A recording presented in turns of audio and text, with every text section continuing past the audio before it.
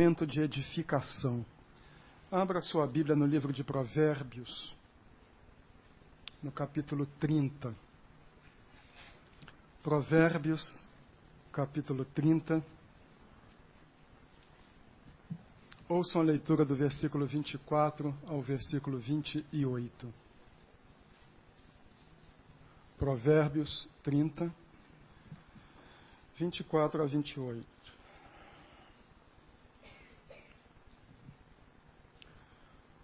Quatro seres da terra são pequenos e, no entanto, muito sábios. As formigas, criaturas de pouca força, contudo, armazenam sua comida no verão. Os coelhos, criaturas sem nenhum poder, contudo, habitam nos penhascos. Os gafanhotos, que não têm rei, contudo, avançam juntos em fileiras. A lagartixa, que se pode apanhar com as mãos, contudo, encontra-se nos palácios dos reis. Pequenos e sábios, queiram sentar-se, por favor.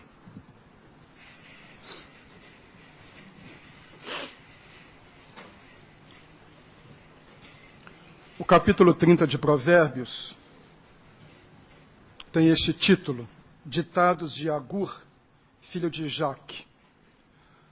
Desconhecem-se esses personagens. Não há nenhuma referência a eles em qualquer escrito do judaísmo. Talvez os dois nomes devessem ter sido traduzidos. Agur significa reunir, e Jaque significa expelir, lançar. Provavelmente não são personagens, mas talvez, se os termos fossem traduzidos, melhor entendido fica. Provérbios que foram reunidos e agora são expelidos. Ou seja, alguma coisa bem pensada, que se cristalizou na cultura, foi provada, testada, recolhida e agora está sendo comentada.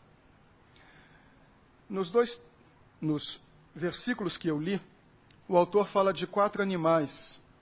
E observem a estrutura. São pequenos e sábios. Alista-se a fraqueza de cada um na primeira declaração. Logo depois vem a palavra contudo. Contudo, contudo e contudo. Alista-se a fraqueza e depois se mostra que, apesar da fraqueza, fazem alguma coisa. E apresenta-se aqui a relação dos animais. Formigas, coelhos, algumas traduções deverão trazer querogrilos e outras arganazes. Um roedor parecido com uma marmota. Minha versão colocou coelho. Eu gostei, né? Porque afinal minha família é coelho. Gafanhotos e lagartixas. Cada um com uma fraqueza e, no entanto, cada um fazendo alguma coisa. Mas é dito que esses 4 animais são sábios. Pequenos e sábios. E nesta sua pequenez e nesta sua sabedoria, fica uma lição para nós. Vamos ver cada um desses animais e ver o que é que eles têm de sabedoria e que nos ajudam. Primeiro com a formiga. Formigas, criaturas de pouca força, contudo, armazenam sua comida no verão. As formigas são mencionadas também em Provérbios 6 e 7. Isso aqui era gostar de formiga. Então lemos lá em Provérbios 6 e 7. Observe a formiga, preguiçoso. Reflita nos caminhos dela e seja sábio. Ela não tem chefe, nem supervisor, nem governante, e ainda assim armazena as suas provisões no verão. Formiga, criaturas de pouca força, sem chefe, sem supervisor, sem governante, armazena sua comida no verão. Qual é a lição da formiga? A formiga sabe planejar para a frente. Curioso a história de formiga. Não sou um formigólogo, eu li isto. As formigas vivem 3 ou 4 dias apenas e não dormem. Nas quase 100 horas de vida, elas trabalham ininterruptamente. Não tem descanso. Todo o seu tempo de vida é de trabalho. Seu mecanismo é de que faz parte de um processo, faz parte de um todo. Não há espaço para individualidade. Ela tem simplesmente que trabalhar para propagar a perpetuação da sua espécie. Sabem, é uma lição para nós, tanto como igreja, como pessoas. Há muitas igrejas que não planejam. E há pessoas também cujas vidas são absolutamente sem planejamento. São todas na base do chute, olhando apenas o aqui e o agora, sem qualquer visão de futuro. Sem nenhum planejamento que leve em conta algumas coisas que poderão vir a suceder um pouco mais à frente. Em muitas igrejas, esta lição da formiga seria muito bem assimilada se as pessoas compreendessem que deveria haver menos individualismo e mais senso de coletividade. Menos estrelismo, menos busca de visibilidade e mais compreensão de que se faz parte de um todo, que se está inserido em um processo e em um projeto. Não é necessário trabalhar até cair morto, mas esta compreensão de que nós estamos entrelaçados e deveríamos pensar nas nossas atividades não somente naquilo que nos beneficia e traz algum lucro para nós, mas em como é que nós nos encaixamos dentro de um grupo e a nossa produtividade rende para o grupo. Ou seja, esta compreensão de que nós fazemos parte de um todo. Paulo nos deixou esta lição com outras palavras na sua primeira carta aos Coríntios. Peço-lhes que me acompanhem, por gentileza, a leitura do texto de 1 Coríntios 12. É um texto um pouco extenso, porque eu vou ler do versículo 14 até o 26. Mas a leitura do texto é necessária para fechar esta ideia de previdência, de solidariedade e a compreensão de que nós fazemos parte de um todo. Em 1 Coríntios 12, a partir do versículo 14, usando a metáfora da igreja como um corpo, Paulo se expressa assim: o corpo não é feito de um só membro, mas de muitos. Se o pé disser, porque não sou mão, não pertenço ao corpo, nem por isso deixa de fazer parte do corpo. E se o ouvido disser, porque não sou olho, não pertenço ao corpo, nem por isso deixa de fazer parte do corpo. Se todo o corpo fosse olho, onde estaria a audição? Se todo o corpo fosse ouvido, onde estaria o olfato? De fato, Deus dispôs cada um dos seus membros no corpo, segundo a sua vontade. Se todos fossem um só membro, onde estaria o corpo? Assim, há muitos membros, mas um só corpo. O olho não pode dizer à mão, não preciso de você. Nem a cabeça pode dizer aos pés, não preciso de vocês. Ao contrário, os membros do corpo que parecem mais fracos são indispensáveis. E os membros que pensamos serem menos honrosos, tratamos com especial honra. E os membros que em nós são indecorosos são tratados com decoro especial. Enquanto os que em nós são decorosos não precisam ser tratados de maneira especial.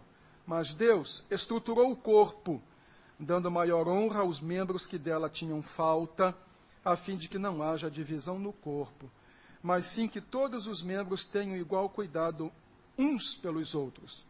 Quando um membro sofre, todos os outros sofrem com ele. Quando um membro é honrado, todos os outros se alegram com ele. É o senso de solidariedade. Logo no início da carta, ele diz assim, Paulo novamente aos Coríntios, não Provérbios. Ouço falar pelos da casa de Cloe, que há entre vós contendas. Já mencionei isso, a palavra contenda no texto grego é fratura. Ele vê a igreja como um corpo, mas dentro desta igreja há partidos. Eu sou de Paulo, eu gosto muito da teologia de Paulo. Eu sou de Apolo, eu gosto da oratória e da erudição de Apolo. Eu sou de Cefas, mais simples. Eu não gosto de coisa muito rebuscada, eu gosto do pão, queijo, queijo. E como em toda igreja, tem aqueles que são mais santos que os outros. Eu sou de Cristo. É aquele que é mais espiritual.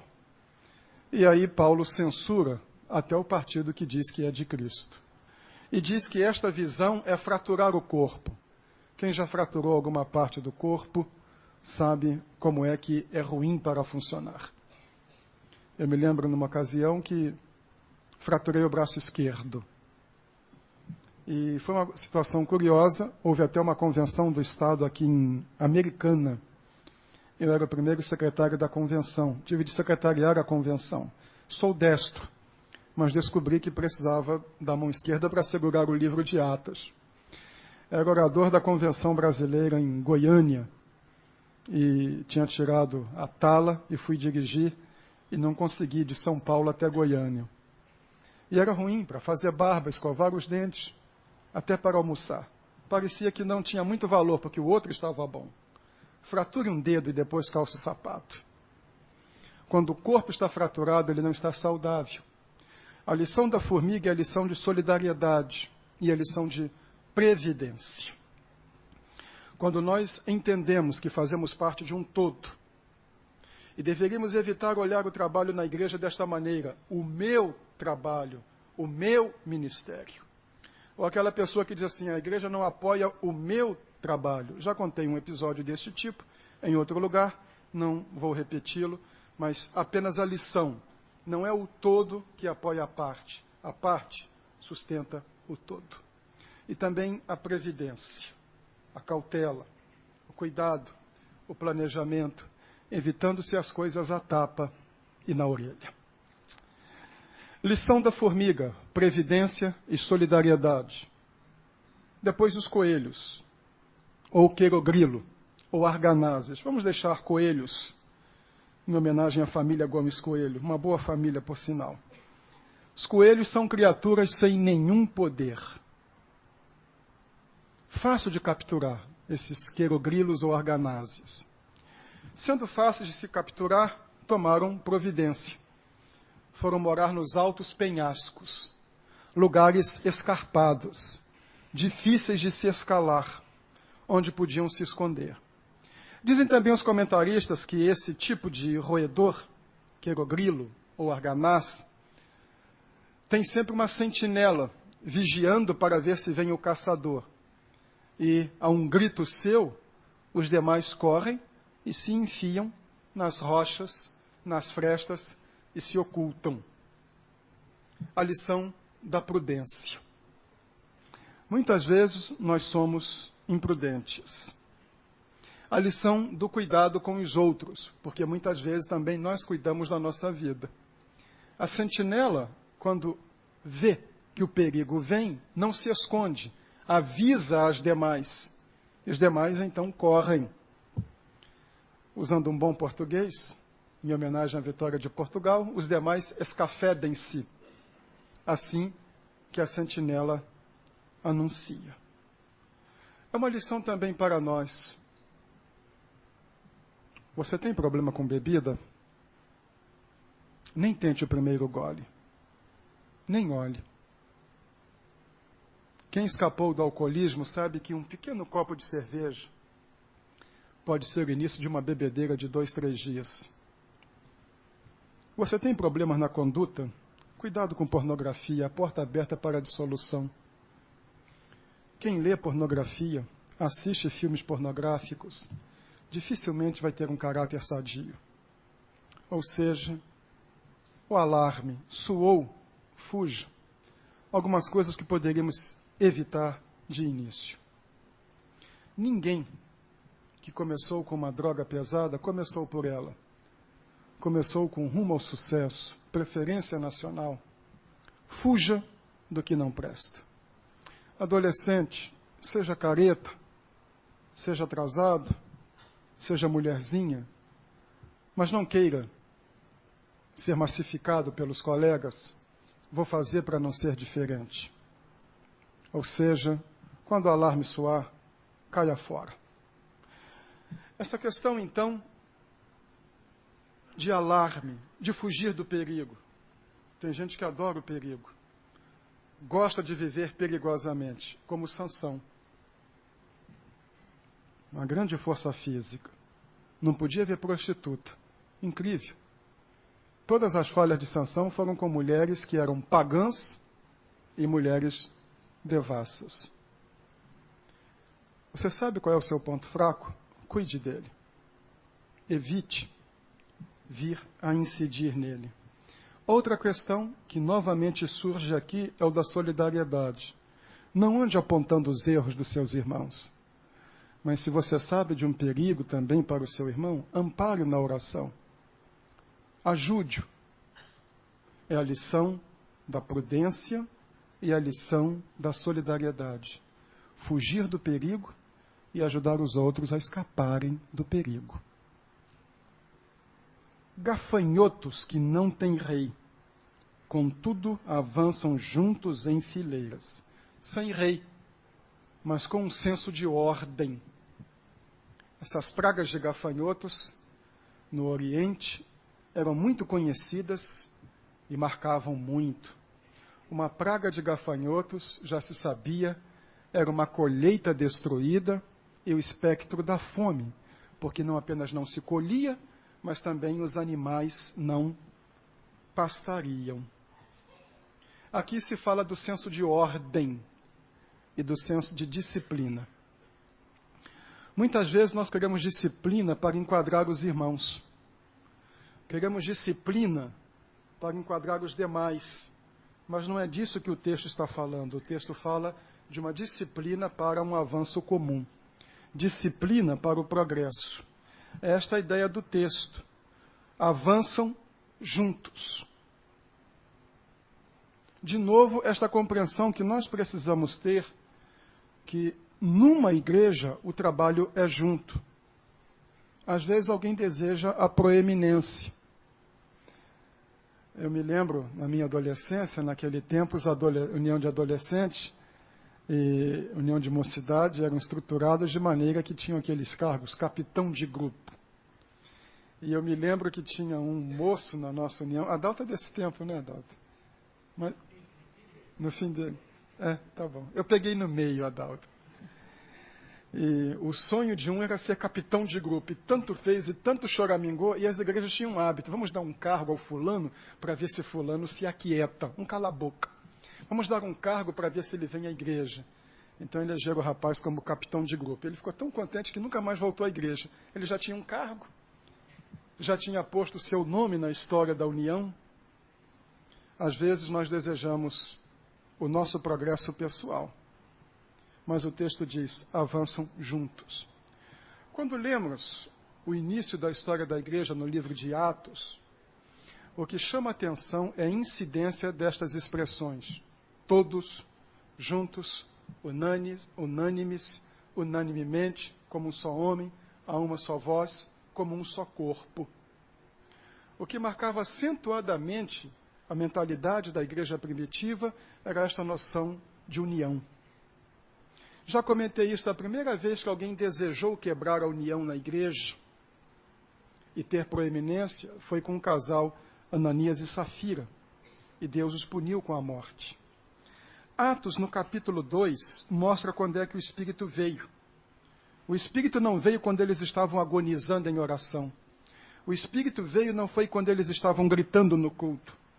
Chegando o dia de Pentecostes, estavam todos reunidos num só lugar.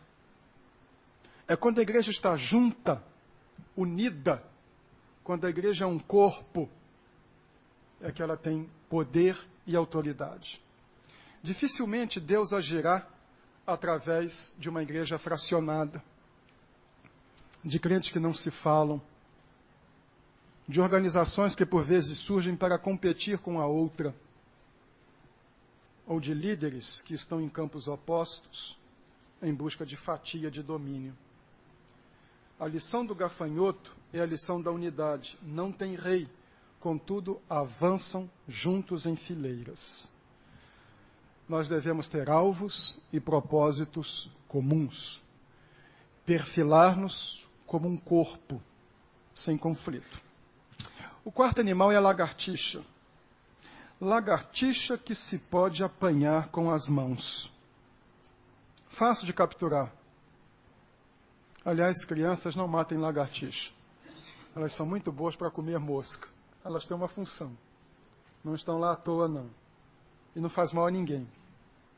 Um dia uma criança disse assim, tem uma lagartixa lá na sala e eu tenho medo que ela possa me morder. Eu disse, pode ficar tranquilo que ela não tem dente. Nem cabe, deixa ela lá. Por algum motivo Deus a fez. Tudo tem um motivo. Não sei o motivo da pulga, mas deve haver algum. Mas voltemos aqui à lagartixa. Tão fácil de apanhar que se pega com as mãos, mas está nos palácios do rei. Qual é a lição? A lição da ousadia. A lagartixa está na choupana e está na casa do maioral. Está na casa de pau a pique e também está no palácio do rei. E bem tranquila, desce as paredes, não está nem aí se o rei está com coroa e com quem ele está despachando. Ela está cuidando da sua vida na maior tranquilidade. Muitas vezes, nós não temos esta ousadia. Somos tímidos. Nossa visão é pequena. E isto se vê até nas orações. Quantas orações nas quais nós temos medo de nos comprometer. É óbvio que o nosso desejo deve ser sempre de que a vontade de Deus se cumpra. É claro que nenhum de nós deve dizer, Senhor, não faço o que o Senhor quer, mas o que eu quero. Ninguém vai dizer isto. Mas muitas vezes, nossas orações, Senhor, não se faça a minha vontade, mas a tua, já é até uma válvula de escape. Não, eu orei, mas não foi vontade de Deus. Então fazemos até mesmo aquela oração superficial, desencargo de consciência. Não, eu orei, mas é que Deus não quis. Mas a oração foi aquela de, sou eu? Eu que tenho que orar? Senhor, nos dá aquele terreno lá, mas não se faça a nossa vontade, mas a tua em nome de Jesus, amém. Irmãos, não deu. Não deu por quê? Senhor, que isso aconteça, mas se o Senhor não quiser, então que não aconteça. Bom, se é essa mentalidade, não ora. Às vezes nós temos até o medo de nos comprometer em oração. Senhor, abençoa o mundo. Eu nunca vou saber se Deus ouviu essa oração ou não. Abençoa quem veio e quem não veio. Pronto. Mas aquela especificidade, Senhor, é isto. Senhor, eu queria isso e me põe diante do Senhor. Se eu não estiver certo, que o Senhor mostre, mas Senhor, que isso aconteça. Ousadia. A ousadia, por vezes, no testemunho. Eu tive uma experiência quando era moço, daqui a pouco não, já posso dizer como Davi, fui moço e agora sou velho, mas com um funcionário do meu pai. Ele era gerente de uma loja do meu pai. E era um rapaz muito educado. E eu sempre quis falar do evangelho para ele, mas eu tinha vergonha. Eu era um garoto de 17, 18 anos, tinha vergonha. E um dia, sem querer, eu falei para ele assim, Renato, quer a igreja comigo? Ele disse, quero. Aí, então tá bom. E fomos. Aí pronto, eu já resolvi minha responsabilidade. Eu levei o Renato na igreja, nunca mais convidei. Aí um dia eu passo lá na loja e o Renato vira e diz assim, quando é que você vai me convidar para ir de novo à sua igreja? Aí vão. Então vamos convidar o Renato. Aí eu convidei o Renato. E o pastor não fez apelo. E aí ele perguntou assim, por que ele não perguntou hoje se a pessoa queria aceitar Cristo? Eu disse, não sei. Só vou voltar no domingo. Voltou. O Renato hoje é vice-presidente diácono de uma igreja no interior do Paraná. Mas quase que eu deixo de ganhar o Renato para Cristo porque tive vergonha. Não tive coragem de dar o testemunho. Falei, ele vai zombar de mim, ou ele vai dizer assim, olha, minha obrigação é com teu pai, não contigo. Uma porção de coisas. A lição da ousadia. E às vezes isso nos falta. Muitas vezes, irmãos, não é tanto a vontade de Deus. É a nossa fé que é pequena, a nossa visão que é limitada e a nossa persistência em oração inexiste. Ousadia na entrega da vida. Parece que muitos de nós pensamos assim, se eu consagrar minha vida a Deus, Deus vai me tornar uma pessoa infeliz. E uma vez eu falei isso com um moço, olha, falando sobre a necessidade de aprimorar a vida espiritual, de se dedicar, de ler mais a Bíblia e orar. Ele orou para mim e disse assim, mas já pensou, e se Deus me chama para o ministério? Eu falei, olha, até parece que ser pastor é o cúmulo da lata do lixo. Se Deus tiver alguma coisa convictamente para a sua vida, que você sinta isto, não importa o que seja, ou pastor ou executivo de uma multinacional, Se esta é a vontade de Deus para a sua vida, e se você estiver no centro da vontade de Deus, pode ter certeza que você será muito feliz. É melhor ser um profissional liberal, realizado, crente, temente a Deus, útil, do que um mau pastor. Como é melhor, muito melhor, ser um pastor feliz, jubiloso com o que faz, sendo usado por Deus, do que sendo presidente de qualquer nação. É esta convicção, este é o meu lugar, eu sei. Então nós não devemos ter medo de compromisso com Deus, dele dispor da nossa vida como nós queremos. Mais uma experiência pessoal. Já a compartilhei com os irmãos. Mas é que foram aqueles momentos que marcam a vida. Eu me lembro quando eu saí de Brasília para ir para Manaus. E me lembro de um colega que disse, mas você é louco. Você está dirigindo a melhor faculdade que nós temos, a de Brasília. Você é regido por CLT. Você tem aquilo tudo na sua mão. Você está lá há 9 anos. Seu trabalho é admirado. Você vai para uma região desconhecida para depender de igreja? Aí até aí eu fiquei assustado. Falei, gente... E depois, quando nós fomos desfazendo de tudo, e o apartamento ficou vazio, nossos filhos foram dormir na casa de meu irmão, e minha filha e eu dormimos naquele apartamento, num colchonete. E eu fiquei pensando, gente, o que eu estou fazendo? Mas depois o próprio colega disse assim, não, eu estou errado. Não é depender de CLT, tem que depender de Deus. Mas eu me lembro que, naquela noite que nós ficamos sozinhos, num apartamento grande, eu fui ler a Bíblia. E achei um texto, mas deveras para ti haverá uma recompensa. Eu tinha certeza de que eu estava indo para o lugar que Deus queria. Quando nós temos esta certeza, então nós podemos saber, Deus cuida. Esta é a lição da ousadia. A ousadia é dizer, a minha vida é do Senhor. Boa parte dos crentes pensa assim, as minhas orações são de Deus, o meu louvor é de Deus. A minha hora, 1 hora pelo menos no domingo, ou de manhã ou de noite, alguns são bons, dão as 2, de manhã e de noite, alguns ainda vêm na quinta-feira, essas horas são de Deus. O resto da minha vida é minha. Eu disponho dela como eu quero. As minhas emoções são minhas, eu disponho delas como eu quero. O meu dinheiro é meu. Se eu der o dízimo, vai fazer falta. Se eu contribuir para missões, vai fazer falta. Então, a nossa confiança em Deus se resume ao momento do culto. Nós não temos a ousadia para dizer, tudo é do Senhor. Em qualquer momento, em qualquer lugar, em qualquer circunstância. Isto se chama, realmente, ousadia. Última palavra neste ponto. Seria muito bom se olhássemos atrás para a história e verificássemos uma coisa. Tímidos nunca entraram para a história. Os que entraram para a história são os meio loucos, os arrojados. Os covardes acabam ficando na poeira do tempo.